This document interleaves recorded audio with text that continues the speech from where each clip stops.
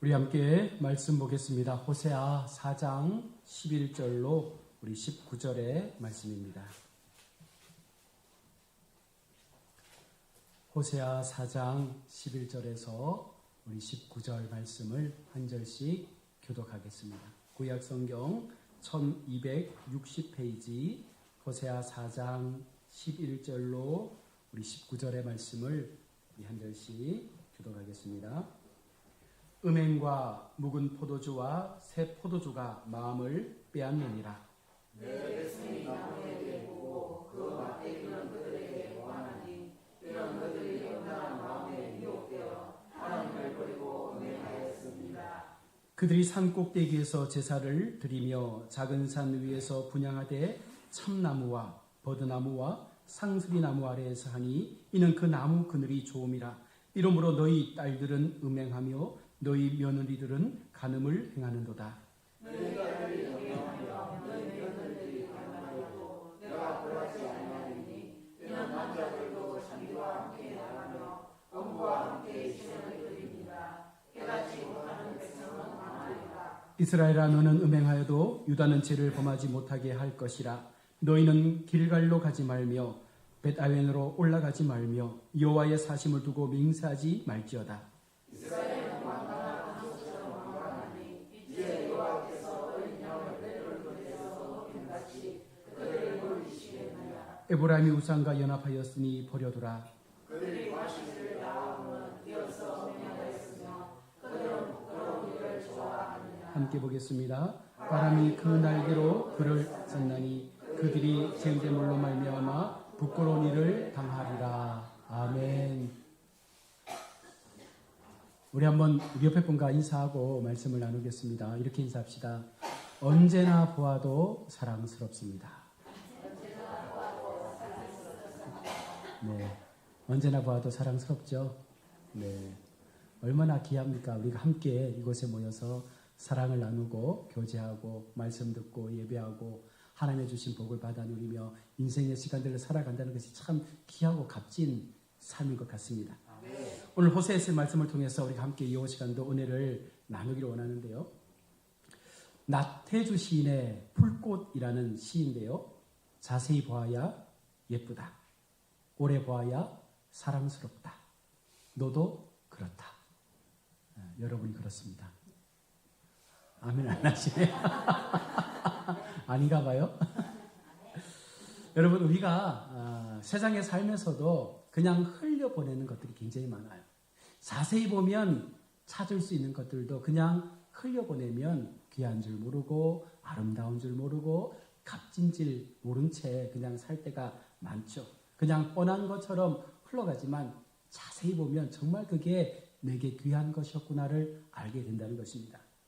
신앙의 문제에서도 보면 여러분 우리가 하나님 앞에 자세히 나를 들여다보면 내가 어떻게 하나님 앞에 믿음으로 살아가고 있는지를 발견할 수 있는 거예요. 모든 신앙의 문제를 보면 사실 우리가 남을 탓하고 타인의 관계에서부터 일어나는 문제라 생각하지만 가장 중요한 것은 나 자신의 문제라는 사실이에요. 물론 주변의 사람들로 인해서 내가 힘든 것들을 당하기도 하고 또 신앙의 어려움을 겪기도 하지만 그것도 결국은 나의 문제라는 것입니다. 하나님은 언제든 내가 하나님 앞에 그 모든 상황 앞에서 나 자신을 온전히 밝히 깨달아 보기를 원한다는 거예요. 그러니 누군가가 나에게 힘듦으로 다가온다면 그 힘듦을 통해서 내가 하나님 앞에 어떻게 더 살아갈까를 또 고민하게 된다는 것입니다. 그런 고민을 통해서 그런 믿음의 우리의 삶의 여정을 통해서 우리는 더 하나님 앞에 아름다운 모습으로 성장해 가는 것이죠. 내가 믿고 있는 신앙에서도 많은 문제와 오해 그리고 오류를 낳을 수 있지만 그것을 잘 살피시면 깊이 들여다보시면 그 속에 하나님의 또한 진리도 우리가 함께 바라보게 되는 거예요. 그래서 우리는 그것을 값진 진주라고 생각하고 그것을 찾아서 밝혀내서 내 것으로 만드는 순간부터 우리는 더 기쁨의 삶을 살아갈 수가 있습니다.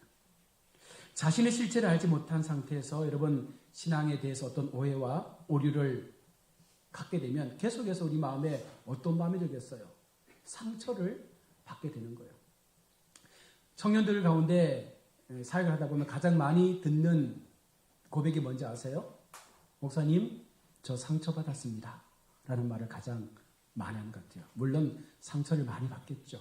그런데 그 상처 또한 우리가 하나님 앞에 우리의 삶에 주신 하나님의 말씀으로 이길 수 없다면 사실은 우리는 패배자가 될 수밖에 없죠. 누구나 상처받을 수 있습니다. 누구나 어려움을 당할 수 있습니다. 그러나 그것이 하나님 앞에 나 자신을 바르게 세워가는 그 순간부터 우리는 그 상처가 싸매어지는 하나님의 은혜의 손길을 발견하게 되지 않습니까? 그 손길을 경험할 때 우리가 정말 하나님께서 나를 사랑하시는구나. 하나님의 은혜가 나의 삶을 붙잡고 계시는구나. 그 은혜의 역사들이 내 삶 가운데 여전히 존재하고 있구나. 여러분, 그것을 우리가 발견하는 것이 신앙의 참된 맛을 알아가는 것이죠. 구원을 향한 방법론에 있어서 인간의 노력으로 여러분 가능한 것은 아무것도 없습니다. 만약 그것을 가지고 접근하게 되면 우리는 하나님 앞에 어떤 경우도 의롭다라고 칭함받을 아무런 요소도 만들어내지 못하는 거예요.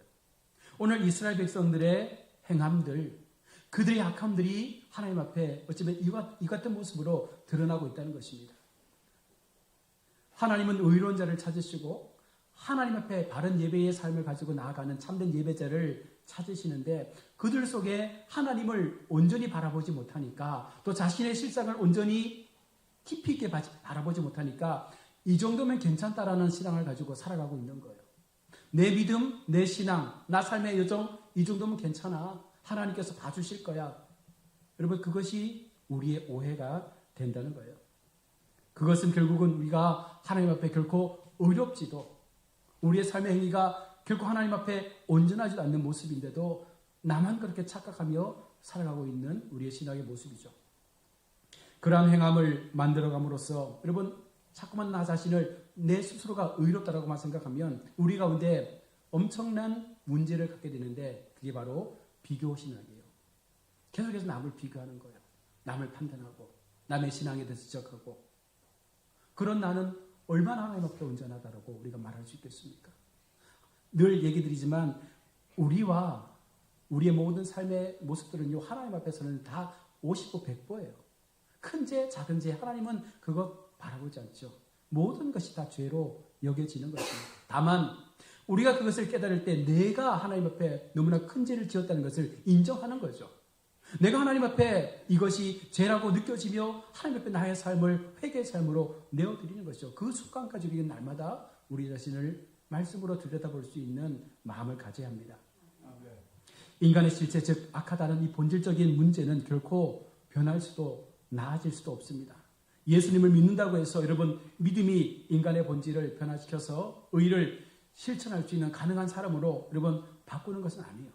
다만 믿음의 시간 속에서 우리가 성령을 우리의 삶 가운데 충만하게 채울 때 그와 같은 시간들 속에서 나의 실체의 모습은 사실은 많이 바뀌지 않았지만 그러나 성령의 강권적인 그 은혜가 우리로 멈추게 하고 우리로 한 번 더 생각하게 하고 우리가 말하고 행동하는 그 모든 것들에 대해서 조금 더 우리가 뒤로 물러나서 그것을 바라볼 수 있도록 계속해서 우리를 자중시키는 역할들을 한다는 거예요. 그러니 실수를 덜 하게 되는 것이고 그와 같은 사람들이 많은 교회가 더 하나님 앞에 큰 은혜를 고백할 수가 있게 되는 것입니다.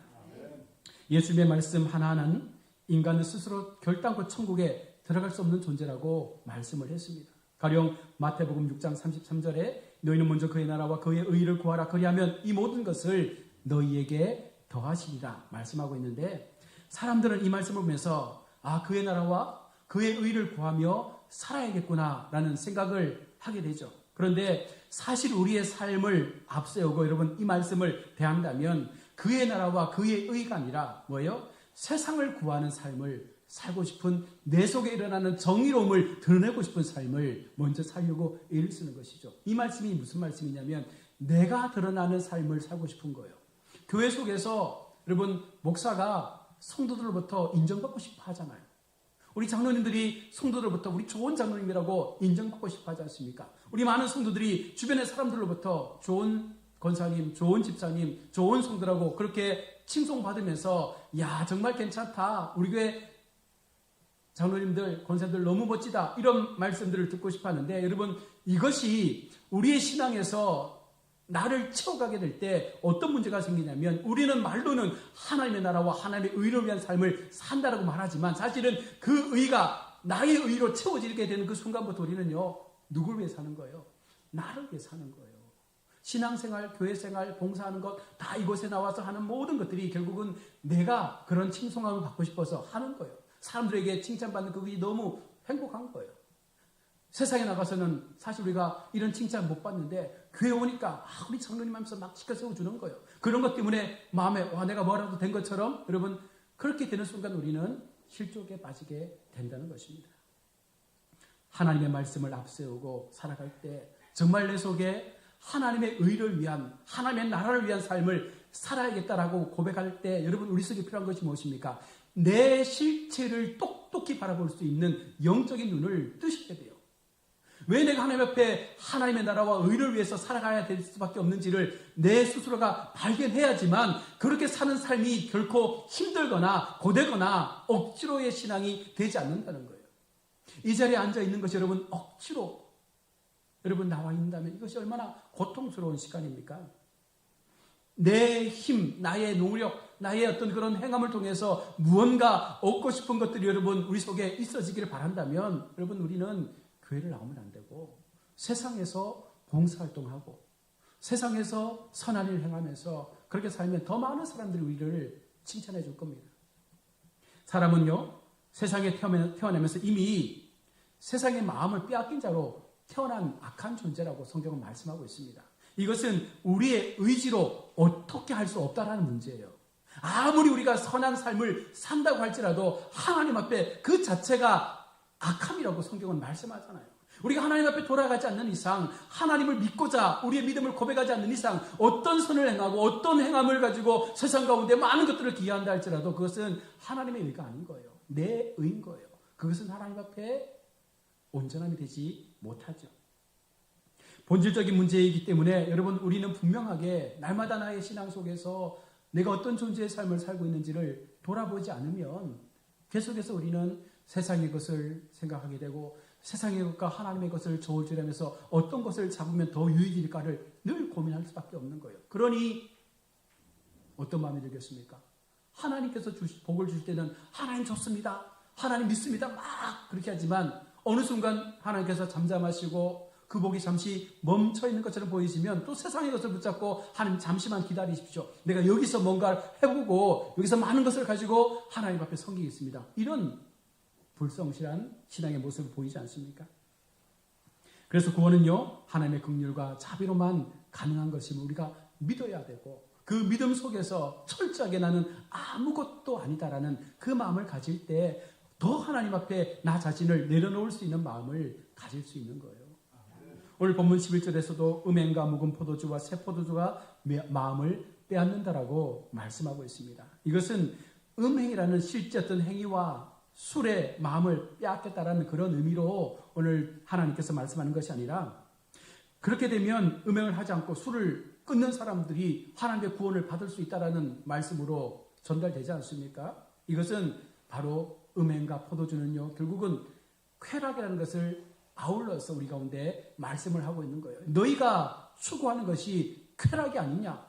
너희가 세상 가운데에서 붙잡고자 하는 것이 쾌락이 아니냐? 그 쾌락의 즐거움에 빠져서 하나님이 주시는 그 기쁨을 잊어버리고 사는 그 인생들을 하나님은 지금 경고로 말씀하고 있는 거예요.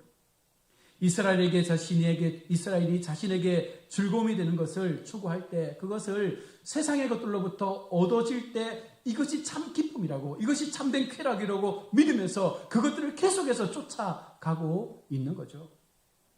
이것이 이스라엘의 실상이었고 오늘 어쩌면 우리의 실상이기도 합니다. 모든 인간은요 어쩌면 나의 즐거움을 위해서 살지 않습니까? 여러분 돈을 버는 것, 또 취미생활을 하는 것, 직장생활을 하는 것, 자녀를 키우는 것, 모든 우리의 삶의 영역들이 여러분 솔직하게 깨놓고 하나님을 위해서 한다라고 여러분 말할 수 있습니까? 내가 지금 하고 있는 모든 것들이 하나님 때문에 하는 것이라고 여러분 말하며 사는 사람들이 과연 얼마나 되겠습니까? 목사인 저조차도 내가 이 목회의 일을 하는 것이 정말 하나님 때문에 한다라고 고백하기가 사실은 때때로 부끄러울 때도 있는 거예요. 왜냐하면 내 마음속에 세상의 것들에 대한 마음들, 좀 더 나도 괜찮게 살고 싶은 마음들이 나를 지배하는 순간 우리는 그 믿음에서 멀어지게 되거든요. 한 걸음 한 걸음 세상의 삶을 살아갈 때에 온전한 그의 나라, 온전한 그의 의를 구한다라는 이 실천의 말씀들이 과연 내 삶 가운데 분명하게 믿어지게 될 때 여러분 우리는 하나님 때문에 이 하루하루의 삶을 살아가는 거예요. 그 마음이 우리 속에 날마다 하나님 앞에 고백되어야 하는 거예요. 그러면 직장 생활도 하나님이 보내신 사명의 길이 되는 거잖아요. 자녀를 키우는 것도 하나님께서 내게 의탁해 주신 이 아이들을 바르게 키우라고 내게 보내어 주신 하나님의 양육자의 삶을 내가 살아가는 거잖아요. 그러니 어떤 상황 속에서라도 이 기준을 가지고 하나님 앞에 나의 삶을 살 때 여러분 이 모든 것들이 하찮은 일이 되지 않는 것입니다. 그래서 여러분 교회에서 봉사할 때라도 여러분 휴지 하나를 줍더라도 이것이 하나님 앞에 내가 영광된 나의 삶의 희생을 내가 드리는 것이라고 믿고 그렇게 섬기고 휴지를 줍고 봉사할 때 이것이 진정한 기쁨을 우리 가운데 체험해 갈 수 있는 은혜가 되는 것입니다.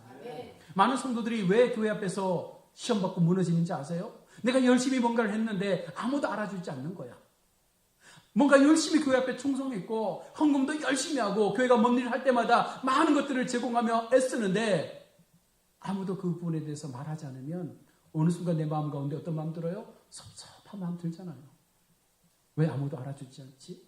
왜 아무도 말하지 않지? 여러분 이것 버리셔야 된다는 거예요.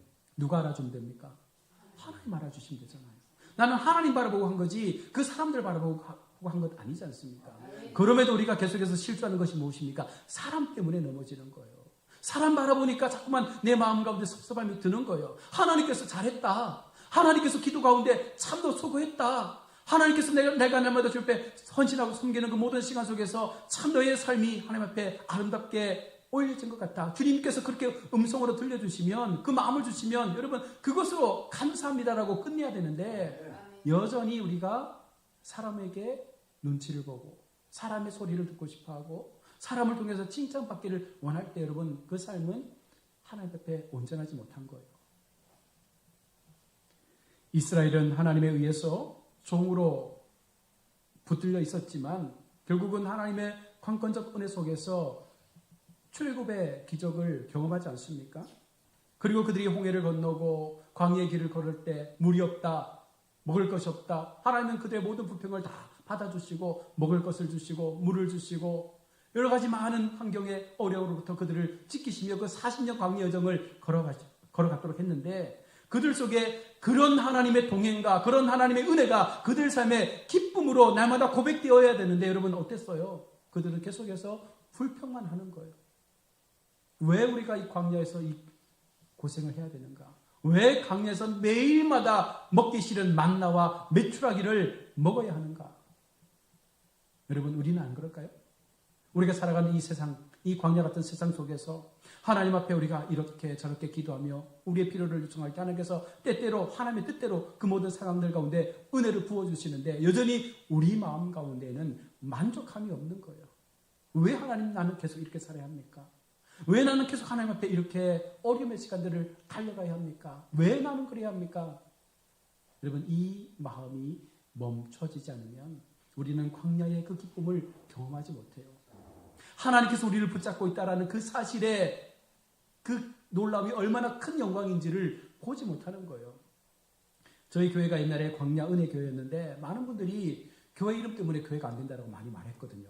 왜 교회를 광야라고 짓냐? 안 그래도 살기 팍팍한데 마음 힘든 사람들이 그 광야에 와서 교회 생활 하겠냐? 물론 그 말은 맞죠. 인간적인 계산에서는. 그런데 제 마음에는 가나안에서 살 때보다 광야에서의 삶이 더 이스라엘 백성에게는 은혜였습니다.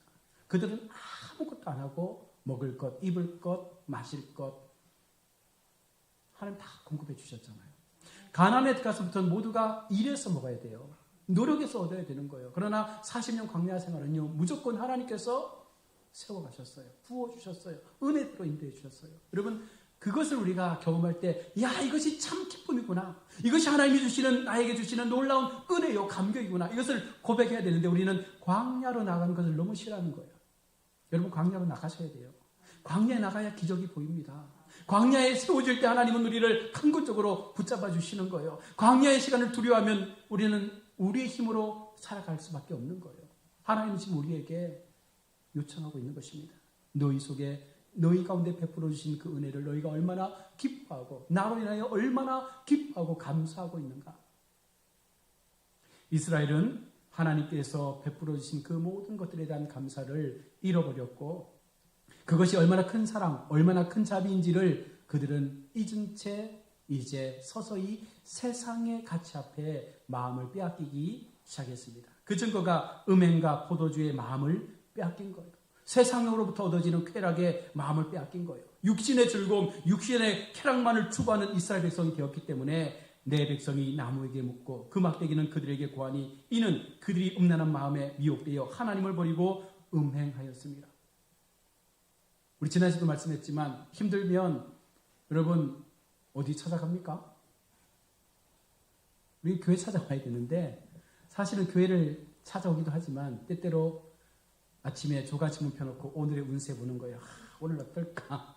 오늘은 동쪽으로 가지 말라 그랬는데 여러분 이거를 보는 기독교들이 많아요.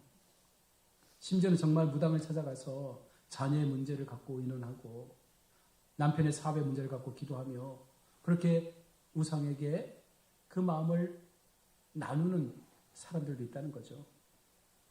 무엇입니까? 어떻게 하면 복을 받을 수 있을까? 여기서 말하는 복은 쾌락의 복인 거예요.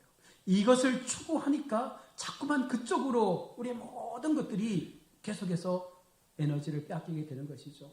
하나님께서 그러니 얼마나 그 마음이 아프시고 답답하시겠습니까? 하나님의 말씀에는 귀를 기울이지 않고 세상에서 주는 쾌락이라는 그 소리에 귀를 기울이면서 맞아, 나는 쾌락의 삶을 살고 싶어. 세상에서 얻을 수 있는 많은 것들을 충분히 누리며 살고 싶어. 좋은 차도 타고 싶고 넓은 집도 얻고 싶고 좋은 옷도 입고 싶고 될 수 있으면 많은 돈을 벌어서 좀 마음껏 그렇게 살고 싶어. 여러분 그런 마음을 갖고 사는 거예요. 그 마음 자체가 나쁘다는 것을 말하는 것은 아닙니다. 다만 그것 때문에 하나님을 향한 우리의 신앙의 여정들이 방해가 되고 우리의 믿음이 멈춰져 버리고 그것 때문에 우리의 신앙에 어떤 위험의 경고가 임한다면 우리는 그 삶에서부터 돌아와야 된다는 거예요. 아무리 돈을 많이 번들 여러분 하나님께서 우리를 버리시면 그것이 무슨 유익이 되겠습니까? 아무리 좋은 집에 산들 그곳에 하나님께서 거하시지 않는 사탄의 소굴이 된다면 여러분 그것이 무슨 하나님 앞에 기쁨이 되겠습니까? 그래서 이스라엘 선지자들은요 말하고 있는 것입니다. 그들도 선지자들도 그들 가운데 떠나버리고 있는 거예요. 이제 그들은 더 이상 하나님의 말씀을 들으려고 하지 않으니 이제 그 메시지마저도 멈춰져 버리게 되는 것입니다. 하나님을 무시하며 살아가는 그 백성들은요 이제는 하나님 앞에 자신들의 실상이 어떠한지 모르는 거예요. 그러니 죄를 지어도 죄인지 모르고 하나님 앞에 우상을 섬겨도 그것이 죄인지 모르고 이제는 그것을 당연스럽게 여기면서 하나님 앞에 내 삶이 만족스럽다 이렇게 생각하며 살고 있는 것입니다. 인간의 관심은 어쩌면 언제나 자기 자신을 위해서 집중되어 있는 것 같습니다. 자신을 향한 그 마음은 도저히 끊을 수 없는 것 같아요. 그래서 이러한 실상을 아는 것이 중요하다는 거예요. 여러분 말씀의 눈으로 나를 철저하게 관찰하셔야 돼요. 말씀을 통해서 나의 삶을 날마다 점검하셔야 되는 거예요. 왜 우리가 매일 묵상을 하고 말합니까? 왜 새벽에 하루의 시작을 기도로 시작하라고 말씀합니까? 나의 삶을 점검하고 그 하루의 삶을 정말 하나님 앞에 내가 어떻게 살아가는 것이 온전하고 바른 것인가를 생각할 수 있도록 먼저 하나님 앞에 나의 마음을 내어드리는 거예요. 그 우선순위를 우리가 선택할 때 하나님의 손길은 우리를 붙잡고 그 한 달의 삶을 주장해 가실 거죠. 세상은 돈이 없으면 못 산다라고 말하잖아요. 여러분 돈 없이 살 수 있습니까? 돈 없이 살 수 있으세요? 저도 돈 없이는 못 살 것 같기도 한데 그런데 돈 없이 산다 못 산다의 개념은 우리 인간적인 계산 개념인 거예요. 하나님 앞에 우리는 돈 없이도 살 수 있는 사람들로 불러주셨어요. 다만 우리가 하나님 앞에 내 믿음의 바른 어떤 그 기준을 통해서 하나님의 기쁨을 찾고 하나님의 영광을 위한 삶을 통하여 나를 하나님 앞에 내어드리면 내가 추구하는 것이 돈이 아니었는데도 불구하고 하나님은요 내 삶 가운데 물질도 건강도 함께 아울러 주신다는 거죠. 이것이 하나님께서 말씀하시는 놀라운 삶을 살아가는 법칙임에도 불구하고 우리는 이것을 놓치고 계속해서 우리는 돈을 추구하는 인생을 살아가는 거죠. 하나님의 말씀을 통해서 내 실상을 보지 못하니 긍휼과 자비가 무엇인지도 깨닫지 못하고 하나님을 찾으면서도 계속해서 욕망을 찾아 쫓아가는 그런 우리 인생의 악함이 드러나게 됩니다. 하나님은 그런 우리를 향해서 도무지 기뻐하지 않는 거예요. 우리가 그렇게 하나님을 향하여 나아가는 그 예배의 모습들을 주님께서 즐거이 받지 않으시겠다라고 말씀하고 있습니다.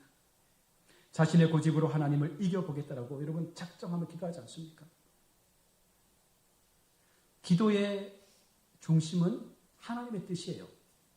내 뜻이 관철되는 것을 부르짖는 것이 기도가 아니라 하나님께서 내게 주신 그 삶의 시간 속에서 이것이 하나님의 뜻이라면 이루어달라고 기도하는 것이 기도의 모습인 거예요.